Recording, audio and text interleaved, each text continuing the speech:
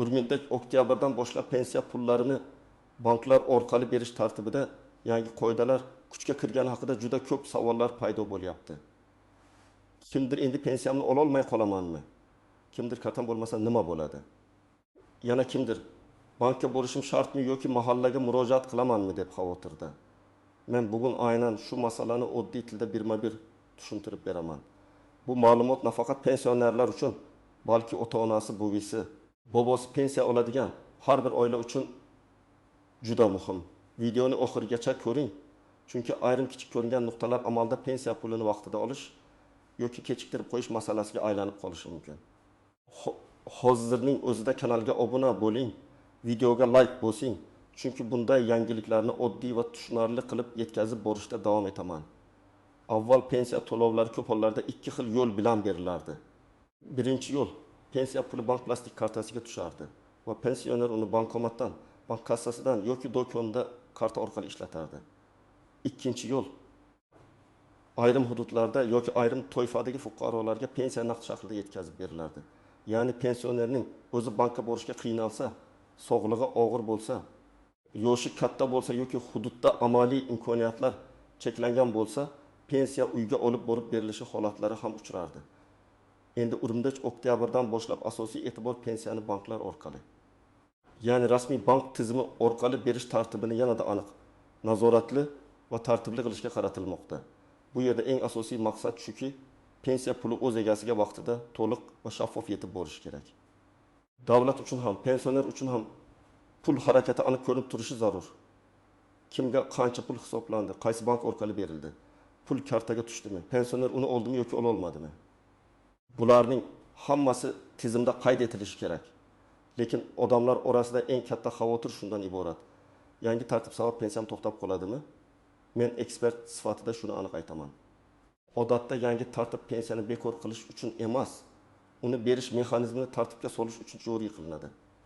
Ya'ni siz pensiya olish huquqiga ega bo'lsangiz, yoshga doir pensiya, nogironlik pensiyasi yoki boquvchisini yo'qotganlik pensiyasi tayinlangan bo'lsa, yangi tartibning o'zi sizni pensiyadan mahrum qilmaydi. Ammo hujjat, bank karta, shaxsni tasdiqlash, yashash manzili, ishonchnoma yoki bank xizmatidan foydalanish bilan bog'liq masalalar e'tiborsiz qolsa, pulni olishda kechikish paydo bo'lishi mumkin. Ilgari ko'p pensionerlar pensiyam qachon keladi degan savolga odat bo'yicha javob kutardi. Masalan, bir mahallada pensiya oyining 5 sanasida, boshqa hududda an sanasida, yana boshqa joyda ummiy sanasida berilishi mumkin edi. Bank kartasiga tushadiganlar SMS xabar kutardi. Naqd oladiganlar esa yetkazib beruvchi xodim yoki tegishli tashkilot vakilini kutardi. Bu tizimda ayrim qulayliklar bor edi, lekin muammolar ham yo'q emas edi. Masalan, pensioner uyda bo'lmasa pulni olish kechikardi. Yoki ishonchnoma muddat tugagan bo'lsa, qarindosh pensiyani ola olmasdi. Yoki karta eskirgan, muddati o'tgan, bloklangan bo'lsa, pul tushgani bilan undan foydalanish qiyinlashar edi. Yana bir muammo, ayrim insonlar bank kartasidagi pulini yechib olish uchun bankomat qidirishga majbur bo'lardi. Qishloq joylarda bu ancha noqulay bo'lishi mumkin. Yangi tartibda esa banklarning roli yanada kuchayadi. Bank nafaqat pulni o'tkazuvchi tashkilot, balki pensionerga xizmat ko'rsatadigan asosiy bo'g'inga aylanadi. Bu nimani anglatadi? Pensionerning karta ochishi, kartani yangilashi, hisob raqamining to'g'ri ishlashi, pul tushganini tekshirishi, naqd yechib olishi yoki karta orqali sarflash bank xizmatlari orqali amalga oshadi. Shuning uchun har bir pensioner o'z banki karta holati va shaxsiy ma'lumotlari tartibda ekanini tekshirishi kerak. Bu yerda yana bir muhim jihat bor. Agar pensiya bank orqali berilsa, ko'p holatda pulni olish uchun pensionerning shaxsi tasdiqlanishi kerak bo'ladi. Bu oddiy ko'rinadi, lekin amalda juda muhim. Pasport yoki ID karta ma'lumotlari tizimda to'g'ri bo'lishi, ism, familiya, tug'ilgan sana, JSHR telefon raqam, karta egasi haqidagi ma'lumotlar mos kelishi kerak.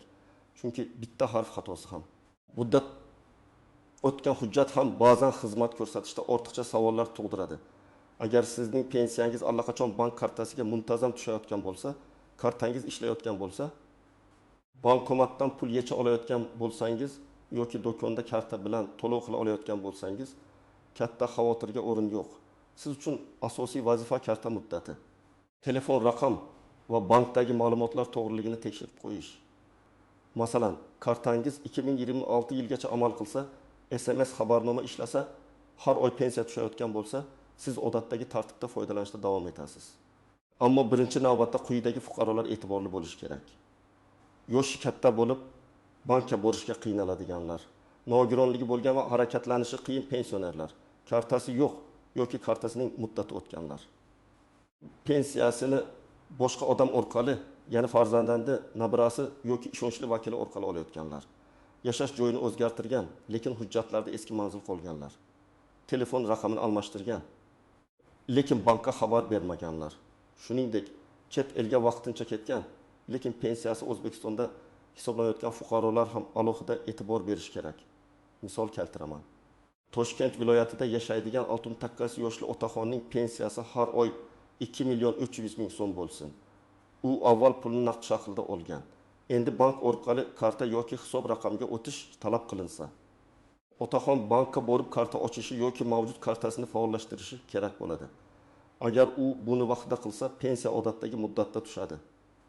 Agar keyin qilaman deb yuraversa, pul hisoblangan bo'lsa ham undan foydalanish kechikishi mumkin. Bu pul yo'qoladi degani emas, lekin pensioner o'sha oyda do'risini, oziq-ovqatini, kommunal to'lovini vaqtida qila olmay qolishi mumkin. Yana bir misol. 75 yoshli ayolning pensiyasi 1 million 900 ming so'm. U o'zi yura olmaydi. Pensiyasini qizi ishonchnoma orqali olib keladi. Agar ishonchnoma muddati Urunch oktyabrdan keyingi davrda tugagan bo'lsa yoki bank yangi tartib bo'yicha ishonchnomani qayta tekshirishni so'rasa, qizi kassadan pulni ola olmasligi mumkin. Bunday vaziyatda bank bermayapti deb jahl qilishdan oldin ishonchnoma muddati, notarial rasmiylashtirish, pensionerning shaxsiy hujjatlari va bank talablari to'g'ri bajarilganini tekshirish kerak. 3-misol. Pensionerning plastik kartasi bor, lekin u kartadan foydalanishni bilmaydi. Har oy pensiya tushadi, farzandi bankomatdan yechib beradi. Bu holatda xavf shundaki, pensioner karta PIN kodini boshqalarga aytib qo'yishi, kartani yo'qotib qo'yishi yoki telefoniga kelgan SMS kodni begona odamlarga berib yuborishi mumkin. Yangi tartib bank orqali bo'lgani uchun moliyaviy xavfsizlik yanada muhim bo'ladi. Men bunday oilalarga shuni maslahat beraman.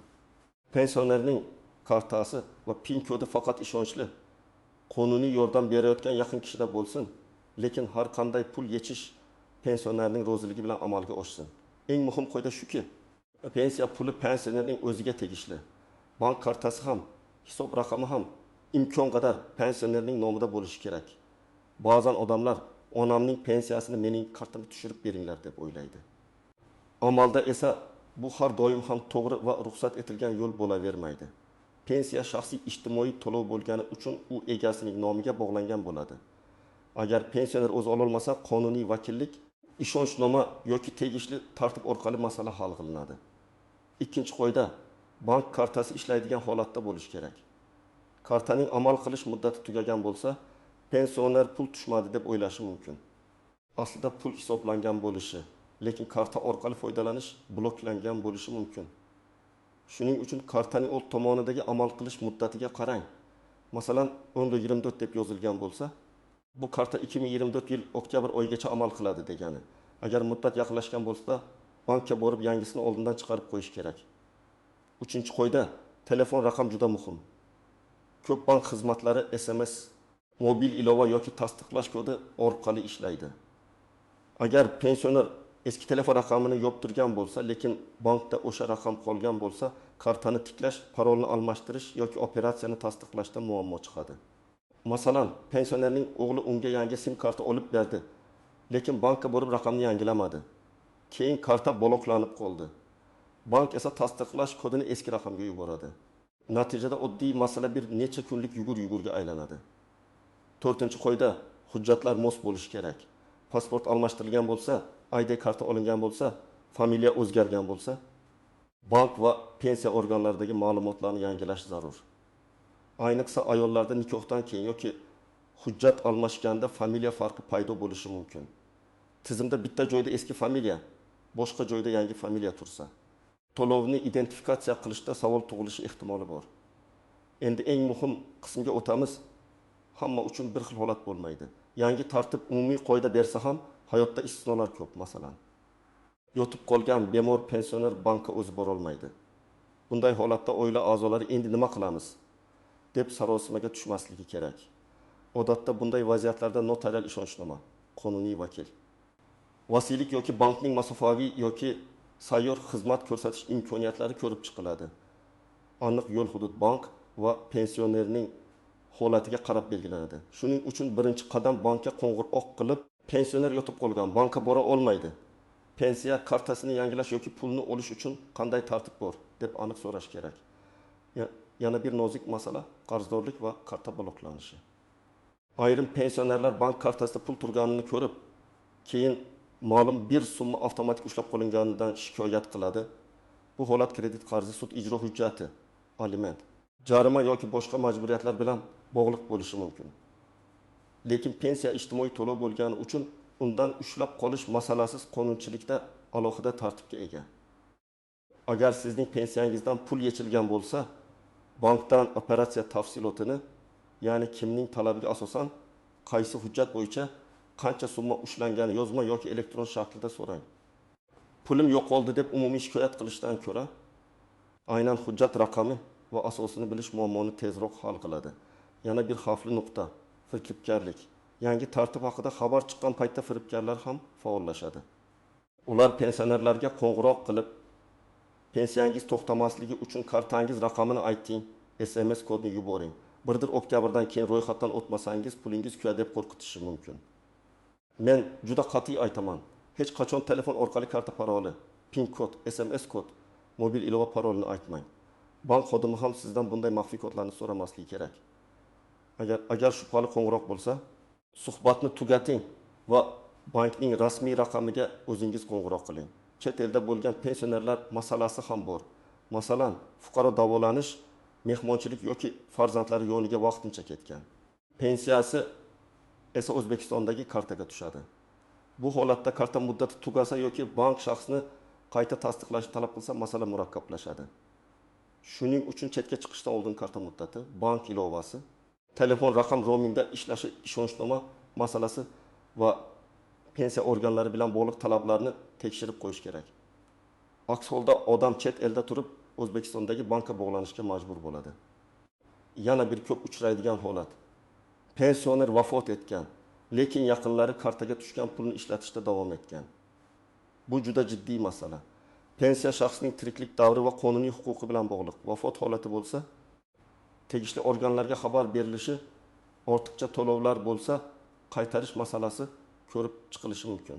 Shuning uchun bunday vaziyatda karta bizda edi, ishlatdik deyish muammoni og'irlashtiradi. Har bir oila bu masalada qonuniy yo'l tutish kerak. Endi men sizga aniq harakatlar ro'yxatini oddiy tilda tushuntiraman. Birinchi qadam, pensionerning pensiyasi qaysi bank orqali tushayotganini aniqlang. Buni karta nomidan, SMS xabardan, bank ilovasidan yoki pensiya bo'limi orqali bilish mumkin. Agar pensioner aniq bilmasa, farzandlari yordam berib tekshirsin. Chunki muammo chiqqanda qaysi bankka murojaat qilishni bilmaslik vaqtni yo'qotadi. Ikkinchi qadam, kartaning amal qilish muddatini tekshiring. Agar muddat tugagan bo'lsa yoki yaqin 2-3 oy ichida tugasa, bankka murojaat qilib yangi karta oling. Bunda pasport yoki ID karta kerak bo'ladi. Ba'zi banklar eski kartani olib, yangisini bir necha daqiqada beradi. Ba'zilarda esa ma'lum vaqt talab qilinadi. Shuning uchun pensiya tushadigan kundan bir kun oldin emas, oldinroq harakat qiling. Uchinchi qadam. Telefon raqamini yangilang. Pensioni hozir ishlatayotgan raqam bankdagi raqam bilan bir xilmi tekshiring. Agar raqam o'zgargan bo'lsa, bankka borib rasmiy ravishda almashtiring. Shunchaki bankomatda yoki ilovada raqam ko'rinishi yetarli bo'lmasligi mumkin. Ba'zi holatlarda shaxsni tasdiqlash talab qilinadi. Telefon raqam to'g'ri bo'lsa, SMS xabarlar keladi. Karta operatsiyalari nazorat qilinadi va muammo bo'lsa, tezroq hal qilinadi. 4-qadam, hujjatlarni tayyorlang. Asosiy hujjat pasport yoki ID karta. Agar pensioner o'zi bora olmasa, ishonchnoma kerak bo'lishi mumkin. Agar nogironlik, vasiylik yoki parvarish bilan bog'liq holat bo'lsa, tegishli tasdiqlovchi hujjatlar ham kerak bo'lishi ehtimoli bor. Men har doim shuni maslahat beraman. Bankka borishdan oldin kal markaziga qo'ng'iroq qilib, men pensiya kartasi yoki pensiya to'lovi bo'yicha murojaat qilmoqchiman. Qaysi hujjatlar kerak deb so'rang. Shunda ortiqcha qatnab yurmaysiz. 5-qadam, pul tushganini va yechilganini yozib boring. Ayniqsa yoshi katta insonlar uchun alohida daftar tutish foydali. Masalan, noyabr oyida 2 million 700 ming so'm tushdi. 20 million so'm naqd olindi. 370 ming so'm dori uchun, 400 ming so'm oziq-ovqat uchun. 200 ming so'm kommunal to'lov uchun ishlatildi deb yozib borish mumkin. Bu oila ichida ham tushunmovchilikni kamaytiradi. Firibgarlik yoki noto'g'ri yechim bo'lsa, tez aniqlashga yordam beradi. 6-qadam. Yaqinlaringiz bilan moliyaviy xavfsizlik qoidalarini kelishib oling. Pensionerning kartasini kim ushlab turadi? PIN kodini kim biladi? Bankomatdan kim pul yechadi? Pul yechilganda pensionerga qanday xabar beriladi? Bularning hammasi ochiq bo'lsin. Aks holda oilada pensiyam qayerga ketdi degan og'riqli savollar paydo bo'ladi. Pensiya ko'pincha katta mablag' emas, lekin pensioner uchun bu oy davomida yashash, dori olish, yo'l kira qilish, kommunal to'lovlarni yopish degani. 7-qadam. Agar pensiya tushmasa, darhol to'g'ri joyga murojaat qiling. Avvalo bankdan hisob raqamga pul kelmaganini so'rang. Bank pul kelmagan desa, pensiya tayinlovchi organga murojaat qiling. Agar bank pul kelgan, lekin karta bloklangan desa, kartani tiklash masalasini hal qiling. Agar pul ushlab qo'lingan desa, ushlab qolish asosini yozma ravishda so'rang. Muammoni to'g'ri ajratish juda muhim. Pul hisoblanmaganmi, bankka kelmaganmi, kartaga tushmaganmi, karta ishlamayaptimi yoki pul boshqa sabab bilan ushlanganmi? 8-qadam. Shikoyatni og'zaki emas, yozma qiling. Bank bo'limiga borsangiz, murojaatingizni ro'yxatdan o'tkazishni so'rang. Elektron murojaat imkoniyati bo'lsa, undan foydalaning. Murojaatda ism, familiya, pasport yoki ID karta ma'lumotlari, telefon raqam, pensiya turi, muammo sanasi, summa va talabni aniq yozing. Masalan, 2024 yil oktyabr oyi uchun pensiya to'lovim kartamga tushmagan. Bankdan tekshirganda mablag' kelmagani aytildi. To'lov holatini tekshirib, yozma javob berishingizni so'rayman. Mana shunday aniq yozilgan murojaat tezroq ko'rib chiqiladi. 9-qadam. Yolg'on xabarlarga ishonmang. 15 oktyabrdan keyin hamma pensioner qayta ro'yxatdan o'tishi shart. Kartasi yo'qlar pensiyasiz qoladi. Bankka falon summa to'lamasang pensiya tushmaydi. Kabi gaplar ko'p tarqalishi mumkin. Har bir xabarni rasmiy manbadan tekshiring. Bankning rasmiy sayti, JAL markazi, pensiya jamg'armasi yoki davlat xizmatlari orqali aniqlik kiriting. Mahalladagi mish-mish yoki Telegramdagi noma'lum xabar asosida qaror qilmang. Tasavvur qiling, bir pensioner har oy 2 million 600 ming so'm pensiya oladi. U ilgari pulni kassadan naqd olgan. Endi bank kartasi orqali olishga o'tadi. Birinchi oyda karta ochiladi, pensiya tushadi. U 1 million 500 ming so'mni naqd yechadi. Qolganini do'kon va dorixonada karta orqali ishlatadi. Natijada unga har safar butun pulni uyda saqlash shart bo'lmaydi. Bu qulaylik. Lekin shu bilan birga u PIN kodini unutib qo'ysa yoki kartani yo'qotsa, bankka murojaat qilish kerak bo'ladi. Demak, yangi tartib qulaylik ham beradi. Mas'uliyat ham yuklaydi. Yana bir vaziyat. Qishloqda yashagan pensionerning pensiyasi 1 million 700 ming so'm. Eng yaqin bankomat 12 kilometr uzoqda. Agar u har oy taksiga 70 ming so'm sarflab bankomatga borsa, bu ham xarajat. Bunday holatda oila bank kartadan to'g'ridan-to'g'ri to'lov qilishni o'rgatishi mumkin. Dorixona, do'kon, kommunal to'lovlar, mobil aloqa. Agar hududda bank agentlari yoki bank xizmat ko'rsatish nuqtalari bo'lsa, ulardan foydalanish mumkin. Ya'ni karta faqat pul yechish uchun emas, to'lov qilish uchun ham ishlatiladi. 3-vaziyat. Pensionerning farzandi boshqa viloyatda yashaydi. Onasi 90 yoshda bankka o'zi bora olmaydi. Farzand har oy kelib pul yechib bera olmaydi. Bunday holatda oldindan ishonchnoma rasmiylashtirish, bank bilan masofaviy xizmat imkoniyatini aniqlash, mahalla va ijtimoiy xizmatlar orqali yordam yo'llarini ko'rib chiqish kerak. Eng yomon yo'l bu muammoni oxirgi kunga qoldirish. Chunki pensiya tushgan kuni hamma shoshadi, navbat ko'payadi. Bank xodimlari ham har bir murakkab holatni darhol hal qila olmasligi mumkin. Xulosa qilib aytaman. 11 oktyabrdan banklar tomonidan pensiya berish tartibidagi o'zgarishlar pensiya olish huquqini bekor qilmaydi. Lekin pulni olish jarayonini yanada tartibli, bank tizimiga bog'liq va hujjatlarga sezgir qiladi. Shuning uchun eng muhim ishlar kartani tekshirish, hujjatlarni yangilash, telefon raqamini to'g'rilash, ishonchnoma muddatini ko'rish, bank va pensiya organlaridagi ma'lumotlar mosligini aniqlash. Men sizdan shuni so'rayman. Bu videoni ko'rganingizdan keyin oilangizdagi pensionerlarning kartasi, hujjati va telefon raqamini bugunoq tekshirib qo'ying. Bir qarashda oddiy ko'ringan ish ertaga katta muammoning oldini oladi. Agar sizda aynan shu yangi tartib bo'yicha savol, tajriba yoki muammo bo'lsa, izohlarda yozing. Qaysi hududdan siz pensiya kartaga tushyaptimi? Bankda qanday muammoga duch keldingiz? Bularni yozsangiz, keyingi videolarda eng ko'p uchrayotgan savollarni alohida tahlil qilaman. Videoga like bosing, kanalga obuna bo'ling va yaqinlaringizga ham yuboring. Chunki bu ma'lumot har bir pensioner oilasi uchun amalda kerak bo'ladigan ma'lumotdir.